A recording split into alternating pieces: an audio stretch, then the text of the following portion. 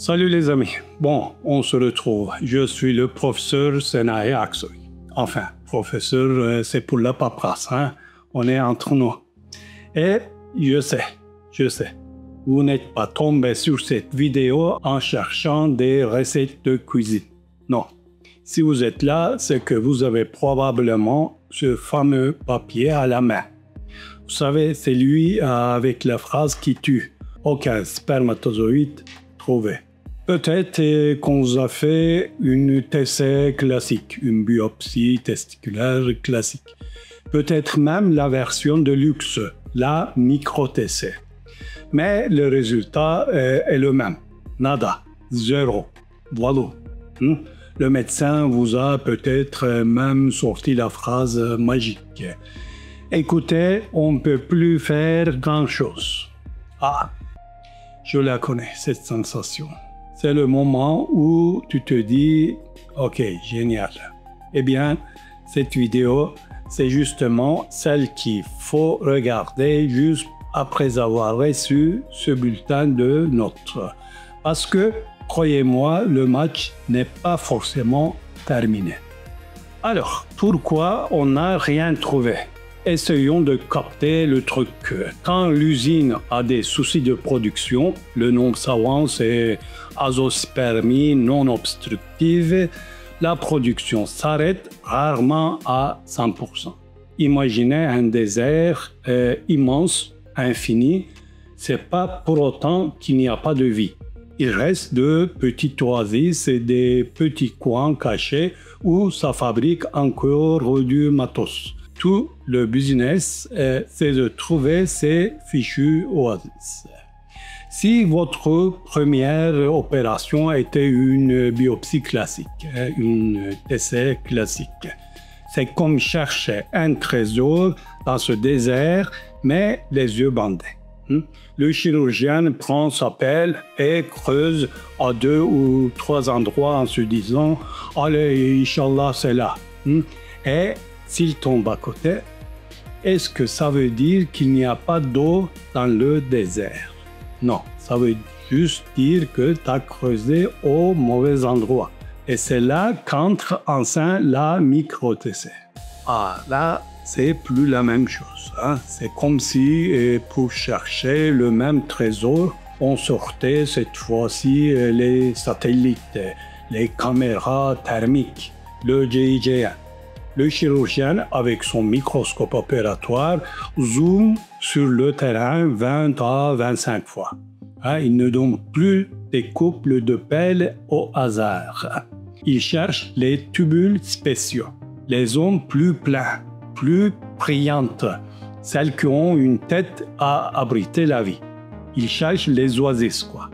Alors, on me demande, ok, mais si la TC classique a foiré, ça donne quoi les chances avec cette technique? Accrochez-vous bien. On passe à 30 et même jusqu'à 47% dans certaines études. Qu'est-ce que ça veut dire? Ça veut dire que pour presque un mec sur 2 à qui on a dit c'est fini, rentre chez toi, l'histoire peut en fait recommencer. C'est une info qui pèse ça. Bon, d'accord. Disons que vous avez direct joué la carte premium, la micro-TC. La meilleure technique, mais ce jour-là, malgré tout le bazar technologique, on n'a rien trouvé. Voilà, là, c'est le chaos moral. C'est le moment où tu as envie de tout balancer. Est-ce que le film s'arrête là?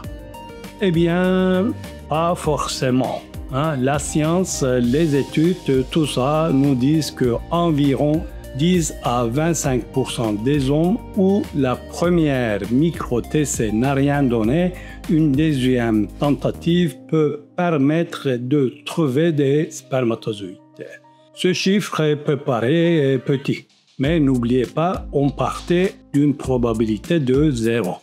Et 10%, c'est infiniment plus grand que 0. C'est plus une question de maths, c'est une question d'espoir.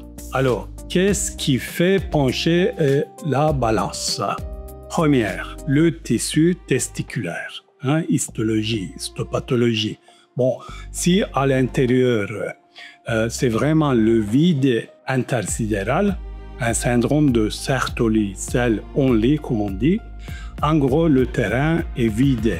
Il n'y a même pas les fondations. La chance est très mince.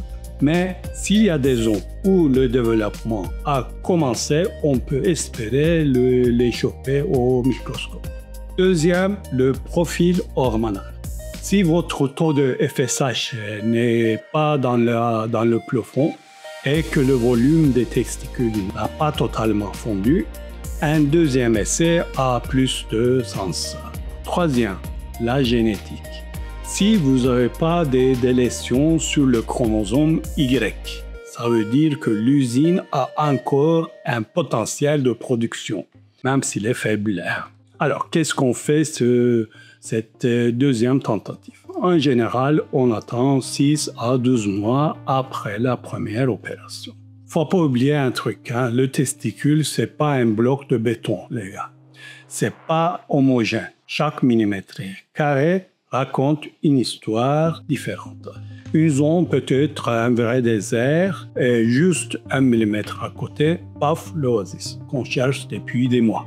C'est pour ça qu'une équipe expérimentée et la technique microscopique changent toute la donne. Pour conclure, un premier échec ne veut pas dire que l'espoir est mort, mais attention, la deuxième tentative, c'est pas un coup de dé. C'est une décision qui doit être prise après avoir analysé tous ces facteurs. Votre histoire personnelle par un spécialiste qui sait de quoi il parle. Mon approche, c'est de regarder chaque cas comme une histoire unique et de décider de la stratégie ensemble. Prenez soin de vous et l'un de l'autre. C'est important aussi. Allez, ciao!